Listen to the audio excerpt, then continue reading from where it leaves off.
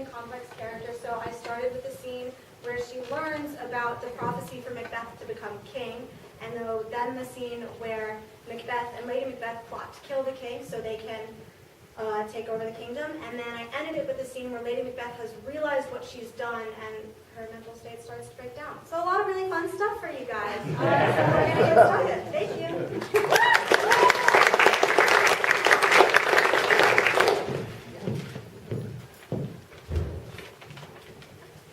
They met me in the day of success, and I have learned by the perfectest report they have more in them than mortal knowledge. What are these?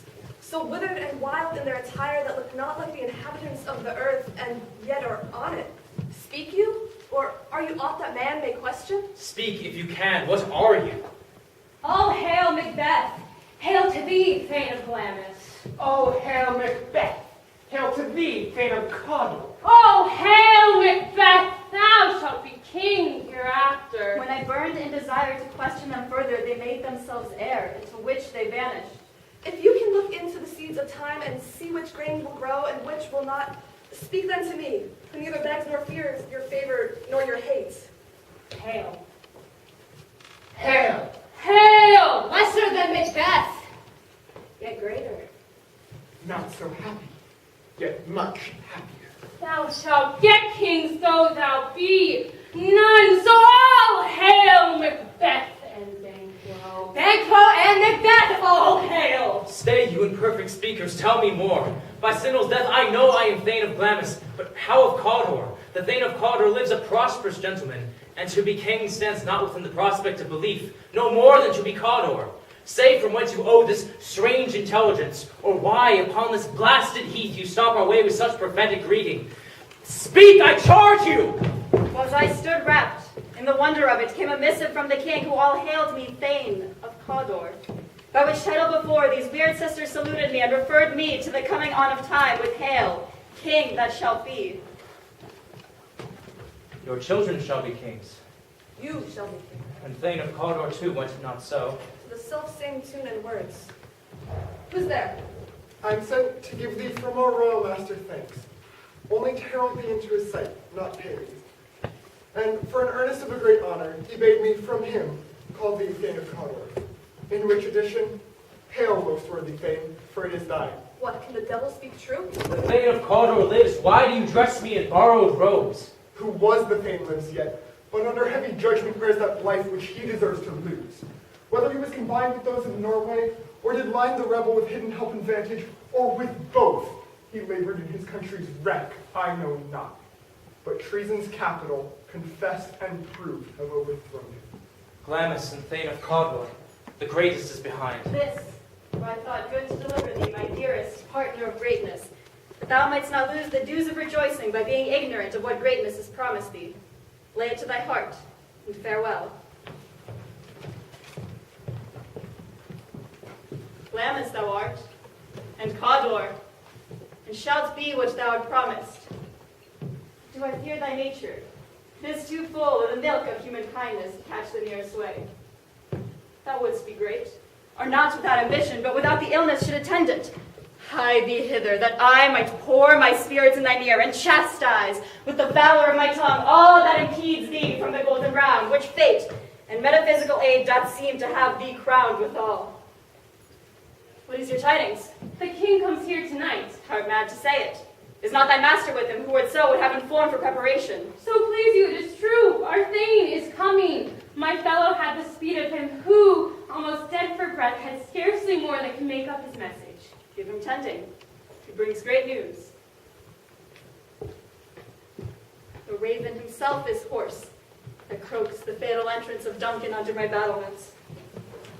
Come, you spirits that tend on mortal thoughts, unsex me here and fill me from the crown to the toe-top full of direst cruelty. Make thick my blood. Stop up the axis and passage of remorse, that no compunctious visitings of nature shake my felt purpose, nor make peace between the effect and it. Come to my woman's breast and take my milk for gall, you murdering ministers, wherever in your sightless substances you wink on nature's mischief. Come, thick night, and pall thee in the dunnest smoke of hell, that my keen knife see not the wound it makes, nor heaven peep through the blanket of the dark to cry, hold, hold! Great Glamis, worthy Cawdor, greater than both, by the all-hail hereafter. Thy letters have transported me beyond the ignorant present, and now I feel the future in the instant. My dearest love, Duncan comes here tonight. And when goes hence? Tomorrow as he purposes. Oh, never shall sun that morrow see. We will speak further. Only look up clear. To alter favor ever is to fear. Leave all the rest to me.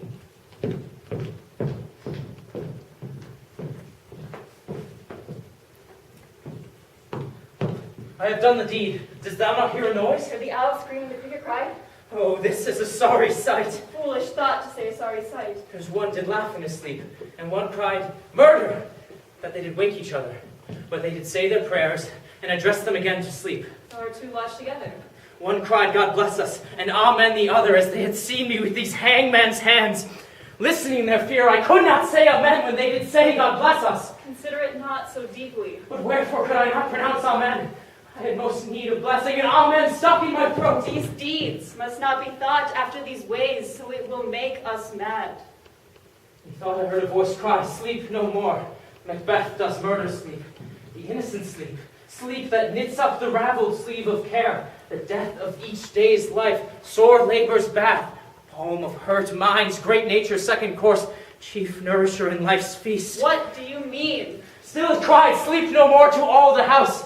Glamis hath murdered sleep, and therefore Cawdor shall sleep no more. Macbeth shall sleep no more. Who was it that thus cried?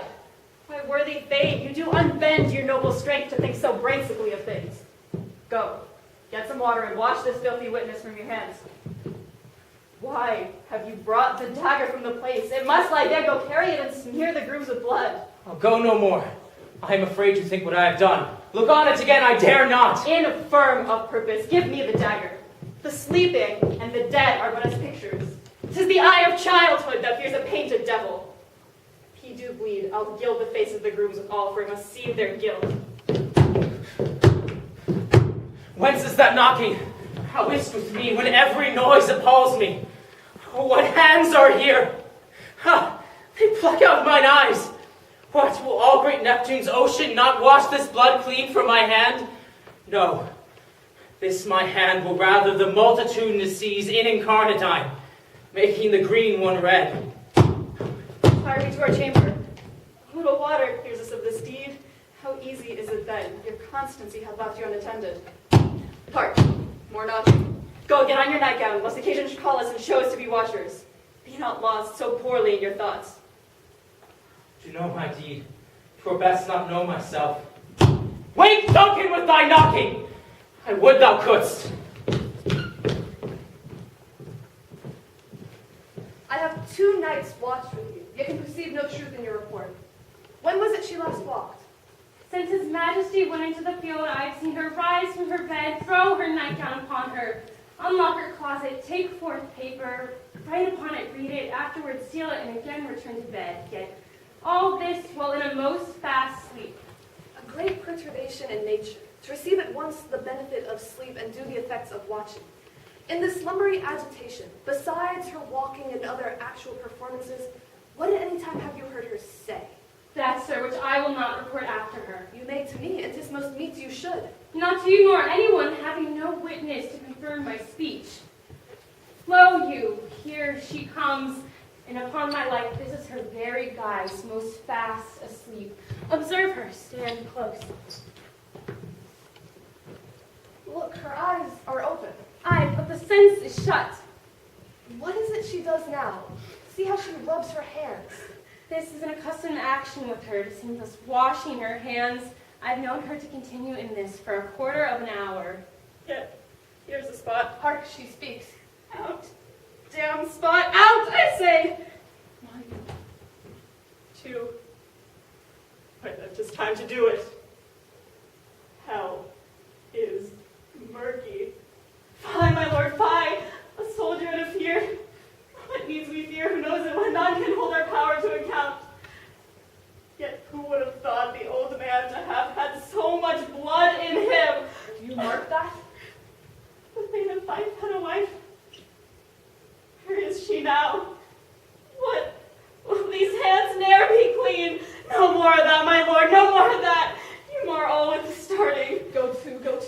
You have known what you should not. She has said what she should not. I am sure of that. Heaven knows what she has known.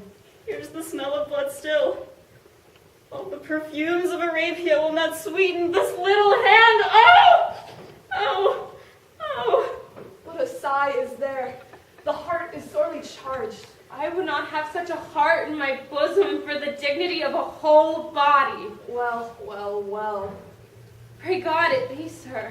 Wash your hands. Put on your nightgown. Look not so pale, I tell you yet again. Banquo is buried. He cannot come out of his grave. To bed. To bed. There's knocking at the gate. Come. Come. Come. Give me your hand. What's done cannot be undone. To bed. To bed. To bed.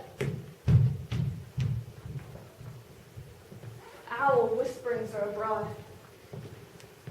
Unnatural deeds do breed unnatural troubles. Infected minds to their deaf pillows will discharge their secrets. More needs she the divine than the physician. God forgive us all.